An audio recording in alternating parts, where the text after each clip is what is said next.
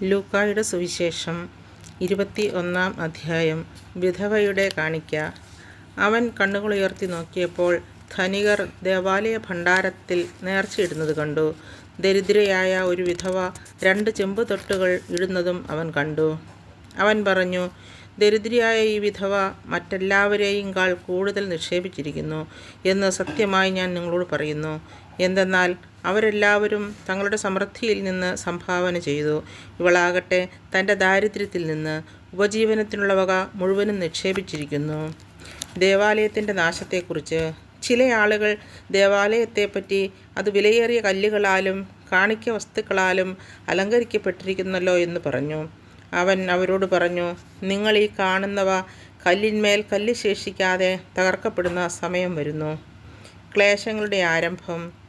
അവർ ചോദിച്ചു, ഗുരു, ഇത് എപ്പോഴാണ് സംഭവിക്കുക? ഇതെല്ലാം സംഭവിക്കുവാൻ തുടങ്ങുന്നതിൻ്റെ അടയാളം എന്താണ്?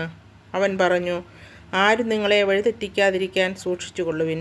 എന്തെന്നാൽ പലരും അവൻ ഞാനാണ് എന്നും സമയം അടുത്തു എന്നും പറഞ്ഞുകൊണ്ട് എൻ്റെ നാമത്തിൽ വരും.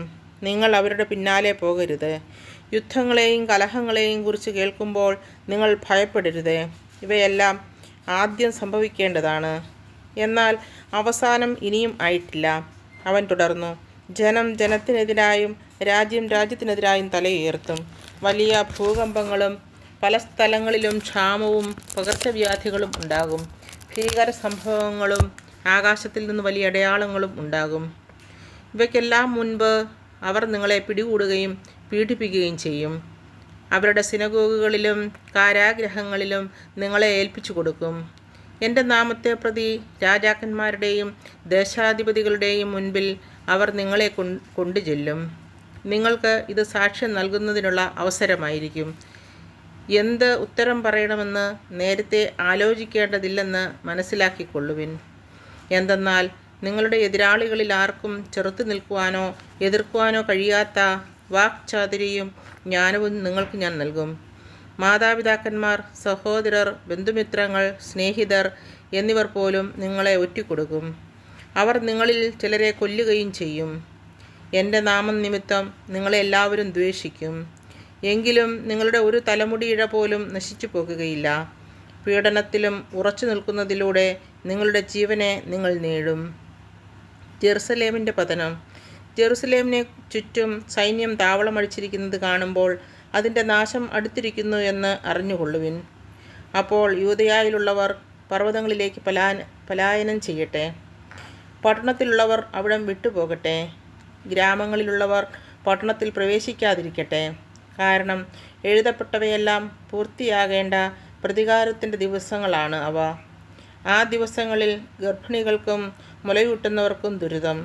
അന്ന് ഭൂമുഖത്ത് വലിയ ഞെരുക്കവും ഈ ജനത്തിൻ്റെ മേൽ വലിയ ക്രോധവും നിപതിക്കും. അവർ വാളിൻ്റെ വായ്ത്തലയേറ്റ് വീഴുകയും എല്ലാ ജനതകളിലേക്കും തടവുകാരായി കൊണ്ടുപോകപ്പെടുകയും ചെയ്യും. വിജാതീയരുടെ നാളുകൾ പൂർത്തിയാകുന്നതുവരെ അവർ ജെറുസലേമിനെ ചവിട്ടിമെതിക്കും. മനുഷ്യപുത്രൻ്റെ ആഗമനം. സൂര്യനിലും ചന്ദ്രനിലും നക്ഷത്രങ്ങളിലും അടയാളങ്ങൾ പ്രത്യക്ഷപ്പെടും. കടലിൻ്റെയും തിരമാലകളുടെയും ഇരമ്പൽ ജനപദങ്ങളിൽ സംഭ്രമമുളവാക്കും.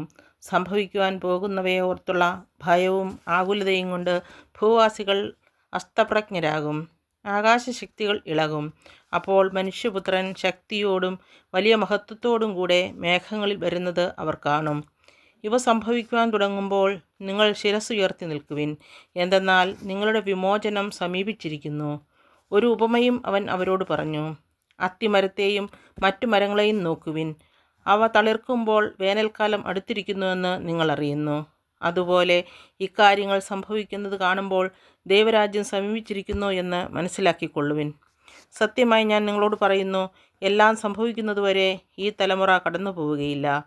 ആകാശവും ഭൂമിയും കടന്നുപോകും, എന്നാൽ എൻ്റെ വാക്കുകൾ കടന്നു പോവുകയില്ല.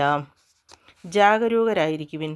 സുഖലോലുപത, മദ്യാസക്തി, ജീവിത വ്യഗ്രത എന്നിവയാൽ നിങ്ങളുടെ മനസ്സ് ദുർബലമാവുകയും ആ ദിവസം ഒരു കെണി പോലെ പെട്ടെന്ന് നിങ്ങളുടെ മേൽ വീഴുകയും ചെയ്യാതിരിക്കുവാൻ ശ്രദ്ധിക്കുവിൻ. എന്തെന്നാൽ ഭൂമുഖത്ത് ജീവിക്കുന്ന എല്ലാവരുടെയും മേൽ അത് നിപതിക്കും. സംഭവിക്കാനിരിക്കുന്ന ഇവയിൽ നിന്നെല്ലാം രക്ഷപ്പെട്ട് മനുഷ്യപുത്രൻ്റെ മുൻപിൽ പ്രത്യക്ഷപ്പെടാൻ വേണ്ട കരുത്ത് ലഭിക്കുവാൻ സദാ പ്രാർത്ഥിച്ചുകൊണ്ട് ജാഗരൂകരായിരിക്കുവിൻ. എല്ലാ ദിവസവും അവൻ ദേവാലയത്തിൽ പഠിപ്പിച്ചുകൊണ്ടിരുന്നു. രാത്രിയിൽ അവൻ പട്ടണത്തിന് പുറത്തുപോയി ഒലിവുമലയിൽ വിശ്രമിച്ചു. അവൻ്റെ വാക്ക് കേൾക്കുവാൻ വേണ്ടി ജനം മുഴുവൻ അതിരാവിലെ ദേവാലയത്തിൽ അവൻ്റെ അടുത്തു വന്നിരുന്നു.